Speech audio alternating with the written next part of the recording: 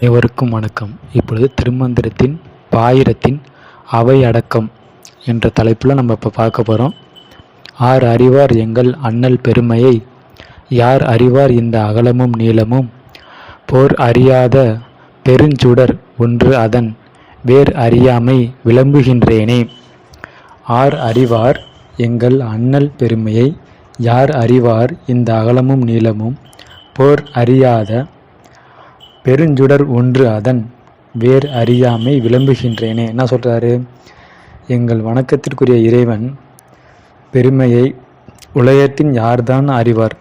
யார் அறிவார் எங்கள் அண்ணல் பெருமையை? இந்த உலகத்தில் யார் தான் அறிவார் என்னோட இறைவனோட பெருமையை? யார் அறிவார் இந்த அகலமும் நீளமும்? யார் அறிவார் அந்த சுடராகிய இறைவனை? யார் தான் இந்த அகலமும் நீளமும் யார் தான் அறிவார்? யார் தான் அதை அளந்து பார்ப்பார் அப்படின்னு. அப்போ அளந்து பார்க்கும்போது என்ன பண்ணாங்க? விஷ்ணுவும் விஷ்ணு பெருமானும் பிரம்மனும் விஷ்ணு பன்றியாக உருவெடுத்து போனார். பிரம்மா அன்னபர உருவெடுத்து போகும்போது தான் என்னாச்சு? அந்த பெருஞ்சுடரை அந்த அருட்பெருஞ்சோதி அவங்களால பார்க்க முடியல. இதில் தான் அகலமும் நீளமும்னு போட்டுருவார். போர் அறியாத பெருஞ்சுடர் ஒன்று அதன்.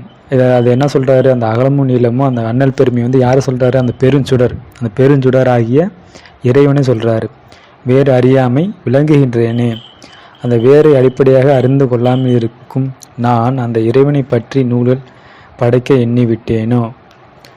அந்த விளம்புகின்றேனேங்கிறது அந்த வேரை அறியாத நான் அந்த இறைவனை நான் சொல்கிறதுக்கு நான் அந்த சொல்கிறதுக்கான ஒரு நூலை படைக்க நான் எண்ணி விட்டேனோ என்று அவரே நினச்சி அவர் ஒரு வியந்து நினைக்கிறார், வியப்பாக நினைக்கிறார். வியந்து அந்த வியப்பில் இந்த பாடலை எழுதுகிறார். இதில் தான் அவை அடக்கம்.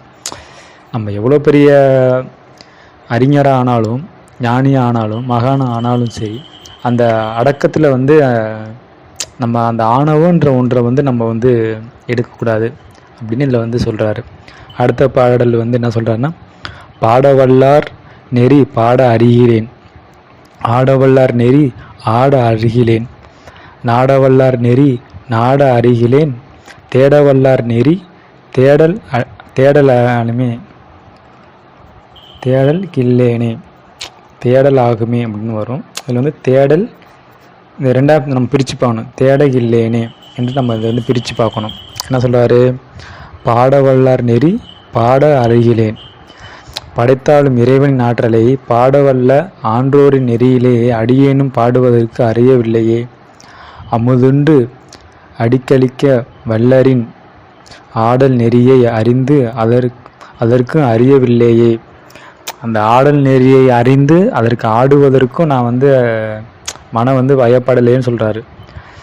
கண்ணால் உள்ளே ஆராய்ந்து கண்டவரின் நெறியை நானும் நாடி காண அறியவில்லை.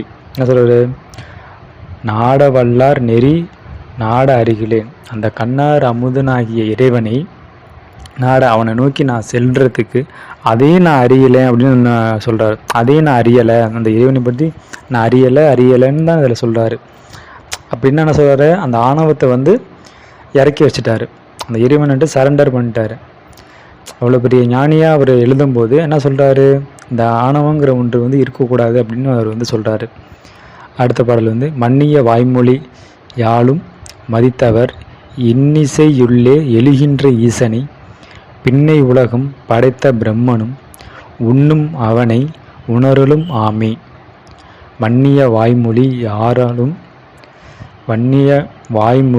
யாழும் மதித்தவர் இன்னிசையுள்ளே எழுகின்ற ஈசனை, பின்னை உலகம் படைத்த பிரம்மனும் உண்ணும் அவனை உணரலும் ஆமி.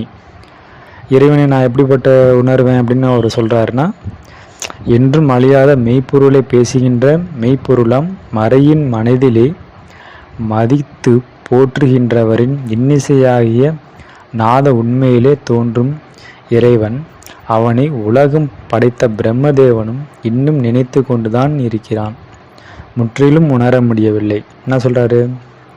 இன்னிசையில்லை எழுகின்ற ஈசனை. இன்னிசையில்லைன்னா என்ன சொல்கிறாரு? தனக்குள்ளே எழுகின்ற ஈசனை,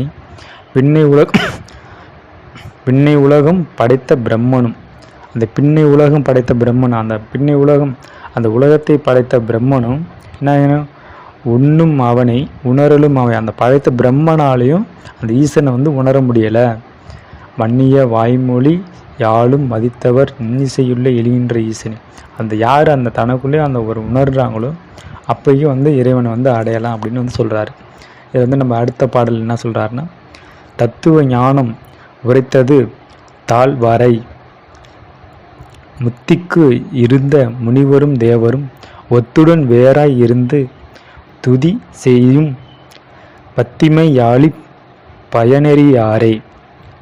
தத்துவ ஞானம் உரைத்தது தாழ்வாரை முத்திக்கு இருந்த முனிவரும் தேவரும் ஒத்துடன் வேறாய் இருந்து துதி செய்யும் பத்திமை யாழி பயனறியாரே. என்ன சொல்கிறாரு? தத்துவ ஞானம் உரைத்தது தாழ்வாரை, திருக்கயிலை மலையின் அடியிலே இறைவன் எனக்கு குருவாகிய உலக உண்மையியல் கூறுகின்ற மெய்யறிவை உரைத்தருளினான். பிறவியிலிருந்து விடுதலை விரும்பி தவம் நூற்றி முனிவர்களுக்கும் விண்ணக தேவர்களுக்கும் இறைவனோடு ஒன்று இருந்து உணரவில்லை. அவர்கள் இறைவன் வேறு தாம் வேறு என்று நினைத்து வழிபட்டதால் இறைவனை பின் பயனை அறியாமல் போய்விட்டார்கள். அதனால் நான் ஒன்றியிருந்து கடவுள் மயம் ஆவதையே குறிக்கோளாக கொண்டேன். பத்திமையாலே பயனறிவாரே. இந்த யாரும் துதி செய்யும் ஒத்துடன் வேற இருந்து துதி செய்யும். நானும் வேற, இந்த முனிவரும் என்ன சொல்றாரு? தத்துவம் ஞானம் உரைத்தது தாழ்வாரை முத்திக்கு இருந்த முனிவர், இந்த முக்தி நிலையில் இருக்கும் இறைவனும் தேவர்களும் ஒத்துடன் வேறா இருந்து, நான் வந்து இறைவன் வேற நான் வேறன்னு நான் நினச்சி என்ன நினச்சி இருந்து துதி செய்யும் இருந்து நான் பத்திமையாளி பயனறியாரே. நான் வேற இப்படி இருந்ததுனால நான் அப்படி இல்லாமல் நான் இறைவன் நானும் ஒன்று கடவுள் மயம் என்று ஒன்றை நான் சிறப்பாக கொண்டு நான் அதை வந்து நான் பின்பற்றினேன், நான் வந்து கடவுள் நிலையை அடைஞ்சேன் அப்படின்னு வந்து அவர் வந்து இதில் வந்து சொல்கிறாரு. இதில் வந்து மொத்தம் 4 பாடல் வரும் அவையடக்கத்தில். இந்த அவையடக்கம் என்று தான் இந்த தன்னுடைய ஆணவத்தை வெளிப்படுத்தாமல் எப்படி இறைவனை சரண்டர் அடைஞ்சு அந்த இறைவனை வந்து எப்படி அவர் நெறியில் எப்படி போகிறது, அந்த மரணமில்லா பெருவாழ்வு எப்படி வாழணுங்கிறத இதில் வந்து அவர் சொல்லியிருக்காரு.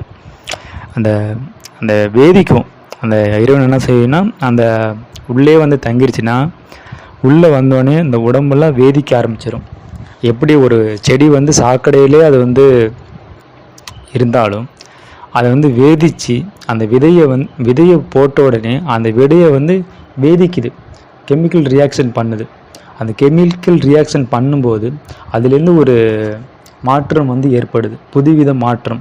அந்த புதுவித மாற்றம் ஏற்பட்டு அது வந்து சாக்கடையில் அந்த விதையை விழுந்தாலும் சரி, நம்ம அந்த சாக்கடைக்கிட்டே அந்த செடியை நட்டு வச்சாலும் சரி, ஒரு பூச்செடியோ ஏதோ ஒரு செடி நட்டு வச்சாலும் அது பெருத்து மரமாகி அது வந்து வேதியியல் மாற்றம் அடைந்து அது வந்து அந்த துர்நாற்றம் வந்து வீசுறது கிடையாது. அது வந்து நறுமணமாக அந்த செடிக்குரிய இயல்பை வந்து அது வந்து வெளிக்காட்டும். என்னதான் நீங்கள் நறுமணமற்ற இடத்துல நம்ம ஒரு செடியை வைத்தாலும் நறுமணமான ஒரு செடியாக தான் அது வந்து வளருமே ஒழிஞ்சு அந்த நறுமணமற்ற வாசத்தை வந்து அது வந்து வீசாது. அந்த மனமான செடி வந்து அப்படிப்பட்டு தான் அந்த இறைவன் வந்து அந்த வேதிக்கிறார். ஒவ்வொரு பொருளையும் தன் ஆன்மாவிலையும் தன் உயிரிலையும் தம் உடம்புலையும் தம் மனதிலையும் வந்து வேதிக்கிறார். அந்த வேதிக்கும் போது என்ன ஆகுது? தனக்குள்ளே அந்த அன்பாகிய அருள் சுரந்து அந்த இறைவனை நோக்கி நம்ம வந்து பயணப்படுறோம். இதுதான் அந்த கெமிக்கல் ரியாக்ஷன், இந்த சொற்றினை வேதியன். இப்போ அதில் வந்து இதில் என்ன சொல்கிறாரு? இந்த ஆணவத்தை வந்து இறக்கி வைக்கணும். அந்த ஆணவத்தை வந்து இறக்கி வைக்கும்போது என்ன பண்ணுவார்? இறைவன் வந்து தன்னுக்கு வந்து தன்னுடைய ரூபத்தை வந்து அவர் வந்து காட்டுவார், உண்மையான ரூபத்தை அவர் காட்டுவார். அதான் ஆணவம் வந்து இருக்கக்கூடாதுன்னு சொல்லுவாங்க. இந்த ஆணவம் இல்லா நிலையே அதுதான் பெருநிலை. அதனால தான் இந்த 3000 பாடம் எழுதினாலும் அந்த அவையடக்கம் என்ற ஒரு சிறப்பு ஒரு தொகுப்பை வந்து அவர் தனியாக வச்சதுக்கு காரணம் அந்த செஞ்சுடராகிய இறைவனை நம்ம இத்தனை நாளாக நான் மறந்துட்டேன், இனிமேல் நான் மறக்காமல் நான் அவரை வந்து நான் பின்பற்றுவேன் அப்படின்னு அறிகிறேன்னு சொல்லுவார், எல்லாமே இதிலே சொல்லிடுவார். தன்னுடைய ஆணவத்தை வந்து இறக்கி வைக்கணும்னு இந்த முழுக்க அந்த பாடலை வந்து சொல்கிறதுனால இது வந்து அவையடக்கம் என்ற தலைப்பில் நம்ம வந்து பேசியிருக்கோம். இத்துடன் இந்த பாடல் முடிவடைகிறது. மீண்டும் அடுத்த பாடலாக மீண்டும் சந்திப்போம். நன்றி, வணக்கம். திருச்சிற்றம்பலம், தில்லையம்பலம். ஓம் நமச்சிவாய, ஓம் நமச்சிவாய, ஓம் நமச்சிவாய.